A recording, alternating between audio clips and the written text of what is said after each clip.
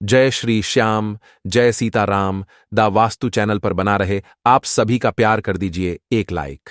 आप सभी को अगन पूर्णिमा की हार्दिक शुभकामनाएं। पूर्णिमा तिथि का हमारे हिंदू धर्म में विशेष महत्व है।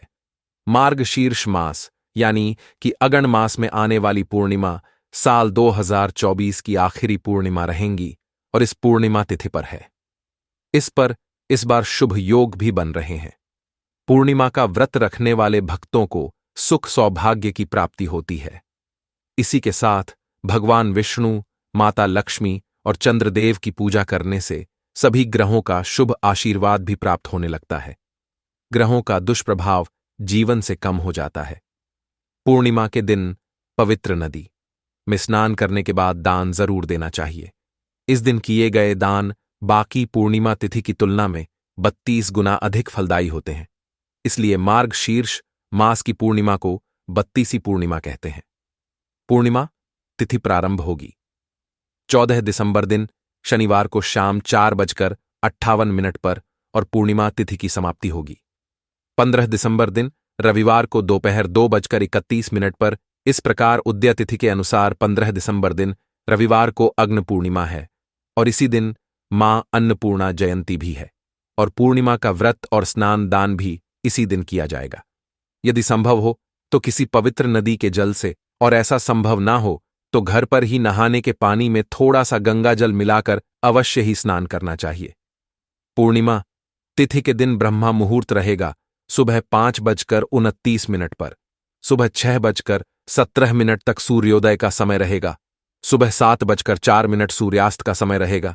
शाम 5:39 अभिजीत मुहूर्त रहेगा। दोपहर बजे से दोपहर 12:43 तक अमृतकाल का समय रहेगा।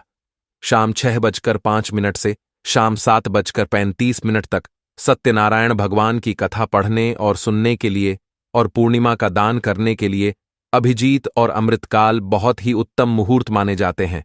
तो आप इन दोनों मुहूर्तों में भी दान पुण्य कर सकते हैं या सत्यनारायण कथा का पाठ पढ़ या सुन सकते हैं। इस दिन सुबह 5:07 से पूरा ही दिन शुभ योग रहेगा। मान्यताओं के अनुसार राहुकाल के समय में कोई भी शुभ कार्य या नया कार्य नहीं किया जाता है, तो राहुकाल का समय रहेगा शाम 4:20 से शाम 5:39 तक। 15 दिसंबर दिन रविवार को चंद्रोदय समय रहेगा शाम 5:36 पर। तो शाम की पूजा आप इस समय के बाद से कभी भी करके चंद्र देवता को अर्घ्य देकर अपना उपवास सकते हैं। पूर्णिमा तिथि पर सूर्योदय से पहले या ब्रह्मा मुहूर्त में किया गया स्नान कहते हैं शरीर को पाप मुक्त बना देता है, शरीर को रोग मुक्त भी बना देता है। खास तौर पर इस दिन शाम के समय चंद्र देवता की पूजा करने से कुंडली में चंद्रमा की स्थिति मजबूत होती है। खासकर जिन लोगों को मानसिक रोग हो, मानसिक तनाव हो, बहुत ज्यादा जल्दी टेंशन में आ जाते हो, बहुत ज्यादा हो और मन हमेशा परेशान रहता हो, ऐसे लोगों को रात के समय चंद्र देवता की पूजा अवश्य ही करनी चाहिए। चंद्र देवता को अर्घ्य देने वाले लौटे में कच्चा दूध और अक्षर मिलाकर मिश्री के दाने डालकर अर्घ्य देना चाहिए। इसके अलावा इस दिन क्योंकि सत्यनारायण भगवान की पूजा भी की जाती है, तो जो भी लोग सत्यनारायण भगवान की कथा का पाठ पढ़ते या सुनते हो, उन्हें इस दिन श्री सत्यनारायण भगवान को में आटे को घी में भूनकर उसमें चीनी मिलाकर उसका प्रसाद तैयार करके और पंचामृत का प्रसाद तैयार करके भगवान को भोग लगाना चाहिए और उसी को प्रसाद रूप में बांटना भी चाहिए। पूर्णिमा के दिन दीपदान किया जाता है। पवित्र नदियों के बहते जल में, कुंड में, सरोवर में या जहां पर भी पानी भरकर रखा हो उस जगह पर। और क्योंकि इस दिन अन्नपूर्णा जयंती भी है, तो ऐसे में अपने घर में खासतौर पर किचन में आप पूजा जरूर एक दीपक मां अन्नपूर्णा के नाम से जरूर जलाए। किचन में आप जब भी पूजा करें तो ध्यान रखें कि शाम का भोजन उस समय ना बना हो। भोजन बनाने से पहले आपको इस पूजा को करना होता है। ऐसा करने से पूरे साल भर आपके घर में धन धान की कोई कमी नहीं रहती और मां अन्नपूर्णा की कृपा से घर में कभी भोजन की कमी नहीं रहती। खास तौर पर इस दिन पका हुआ भोजन गरीबों को जरूर खिलाएं। दूध, दही या फिर दूध से बनी हुई वस्तुओं का दान करें। सफेद वस्तु का गर्म वस्त्रों का दान करना चाहिए। पूर्णिमा का उपवास सुबह से प्रारंभ होता है और शाम की पूजा करने के बाद आप प्रसाद ग्रहण करके यदि हो सके तो मीठा भोजन ग्रहण करें। नहीं तो आप सिन्हा नमक से बना हुआ शुद्ध सात्विक भोजन भी ग्रहण करके अपना उपवास खोल सकते हैं।